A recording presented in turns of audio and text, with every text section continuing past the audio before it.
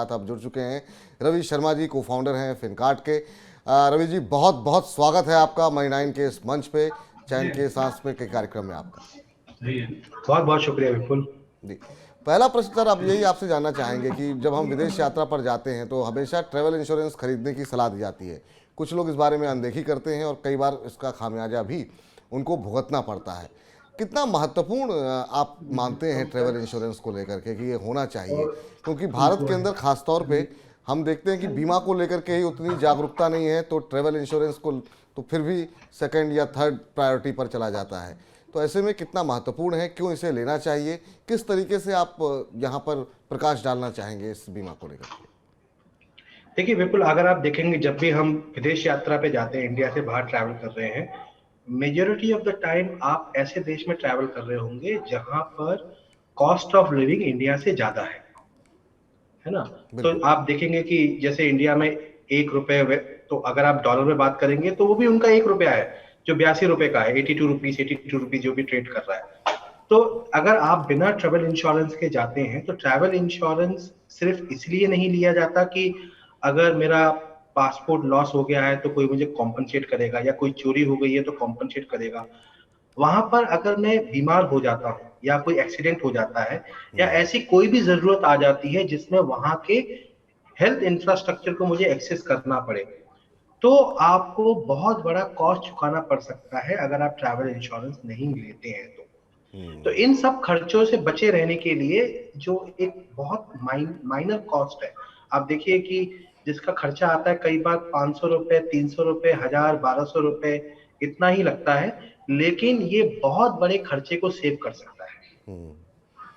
ये बहुत महत्वपूर्ण बात आपने कही कि मतलब छोटी सी रकम बचाने के लिए हम लोग कई बार कितना बड़ा रिस्क लेते हैं कि किसी भी जगह आप जा रहे हैं वहाँ पर किस तरह की परेशानियाँ दुश्वारियाँ हो सकती हैं, भविष्य किसी ने नहीं देखा। सब लोग सुरक्षित यात्रा करके लौटें, लेकिन अगर कोई ऐसी स्थिति आए तो आपके पास एक बैकअप प्लान होना चाहिए ताकि आप सुरक्षित अपने देश लौट आएँ और आपके ऊपर बहुत ज़्यादा फाइनेंशियल बर्डन भी ना पड़े। अगला महत्वपूर्ण सवाल ये है कि जब हम विदेश यात्रा पर जाते हैं और ये जो इंश्योरेंस हम ले रहे हैं, इनमें क्या कुछ शामिल होता है? क्या इसमें सामान खोना या फिर अगर मान लीजिए कि कोई सामान हमारा क्षतिग्रस्त हो गया है, टूट गया है, क्या उन सब का भी कवर शामिल होता है? किन किन चीज़ों पर ध्यान देना चाहिए अगर हम जब कवर ले रहे हैं तो?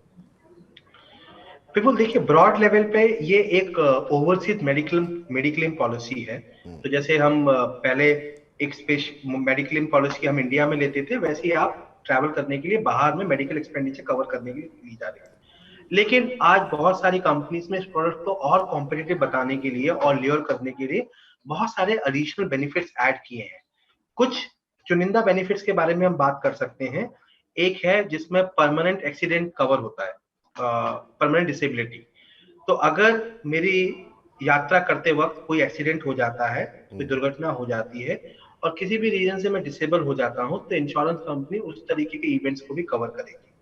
कुछ बड़े खर्चे हो सकते हैं, जैसे मेरा सामान चोरी हो गया, मेरा पासपोर्ट चोरी हो गया, मेरा इंटरनेशनल ड्राइविंग लाइसेंस चोरी हो गया या खो गया किसी भी रीजन की वजह से। जी। यकीन मानिए ये बहुत बड़े खर्चे हैं। आपको मैं एक बेसिक रिसेंट एग्जांपल देता हूं। I was travelling to Sydney जी। In this particular month. Hmm. तो एक जो हमारे साथ में थे उनका पासपोर्ट खो गया था। जो पासपोर्ट रिट्रीव करने की जो कॉस्ट थी सिडनी के अंदर, जी। That was around $120। ओ। तो अब आप मल्टीप्लाई कीजिए कि जरा सी लापरवाही कितनी महंगी पड़ सकती है। बिल्कुल। जनरली एक जो बजट है पूरा 2 लाख 2.5 लाख रुपए का आपका पूरा ट्रैवल बजट है, और आपकी एक छोटी सी लापरवाही आपको इतना खर्चा ऐड करा सकती है। तो पासपोर्ट हो गया, सामान चोरी हो गया, पर्सनल एक्सीडेंट हो गया, डिसेबिलिटी हो गया, ये सब एडिशनल फीचर्स कवर्ड है एक किसी ट्रैवल इंश्योरेंस पॉलिसी के अंदर। अदर देन मेडिक्लेम, जो सबसे बड़ा उद्देश्य है इसको लेने का, कि किसी भी तरीके से किसी भी रीजन से मुझे उस देश की हेल्थ इंफ्रास्ट्रक्चर को अगर एक्सेस करना पड़ गया, हॉस्पिटल जाना पड़ गया, तो मेरे पास एक पॉलिसी है जो मुझे कैशलेस बेनिफिट देगी या मुझे एक अच्छा ट्रीटमेंट देने में मदद करेगी बिना एक फाइनेंशियल बर्डन क्रिएट किए मेरे बिल्कुल। फाइनेंसेस। महत्वपूर्ण बात बताई आपने, लेकिन इन सबके साथ आपसे ये भी जानना चाहेंगे कि कुछ जगहें तो ऐसी हैं, कुछ देश ऐसे हैं जहाँ पर जब आप वीज़ा के लिए अप्लाई करते हैं तो वहाँ पर पहले से ये मतलब ये कंपलसरी होता है कि ट्रैवल इंश्योरेंस जो है तभी आपको लेना ही पड़ेगा। अगर आपको वीज़ा मिल रहा है तो इसका मतलब ट्रैवल इंश्योरेंस मिला हुआ है। अब ऐसे कौन कौन से देश हैं और इस शर्त के पीछे क्या कुछ सोच है, क्या ये सोच है ताकि जो लोग आएँ उनको ऊपर बर्डन ना पड़े, क्या कुछ कारण है इसके पीछे? बिल्कुल, देखिए ये आपने एक बहुत महत्वपूर्ण सवाल पूछा कि कई सारे कंट्रीज में ट्रैवल इंश्योरेंस क्या मैंडेटरी और क्यों मैंडेटरी है। तो इसको जानने से पहले मैं आपको बताना चाहूँ कुछ 37 देश ऐसे हैं इस दुनिया में जहां पर आप वीजा नहीं अप्लाई कर सकते बिना ट्रैवल इंश्योरेंस लिए। और ये ब्रॉड लेवल पे ये देश जो है वेस्टर्न कंट्रीज हैं, जैसे यूएस है, यूरोपियन कंट्रीज है, यूके है, कुछ गल्फ कंट्रीज भी है। यहाँ पर क्या है कि ये जो कंट्रीज हैं, ये जो गवर्नमेंट है यहाँ की, ये मानती है कि अगर कोई भी सिटीजन इनके देश में आ रहा है वो उनकी एसेट्स है, और अगर किसी भी प्रकार की कोई अगर मिसहैपनिंग होती है मेडिकल को लेके, तो ये गवर्नमेंट की लायबिलिटी बन जाती है उनको एक अच्छा ट्रीटमेंट देना और उनको एक मुनासिब एक्सेसिबिलिटी प्रोवाइड कराना हेल्थ इंफ्रास्ट्रक्चर की, जो कि ये बिल्कुल नहीं चाहेंगे।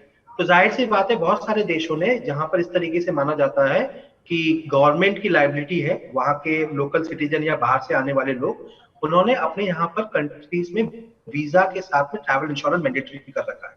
तो अगर आप वीजा अप्लाई करते हैं तो आपको साथ में ट्रैवल इंश्योरेंस पॉलिसी लगानी पड़ेगी, तभी वो आपका वीजा अप्रूव करेंगे और इवन एप्लीकेशन को कंसीडर करेंगे, अदरवाइज वो स्ट्रेट अवे उसको रिजेक्ट कर देंगे।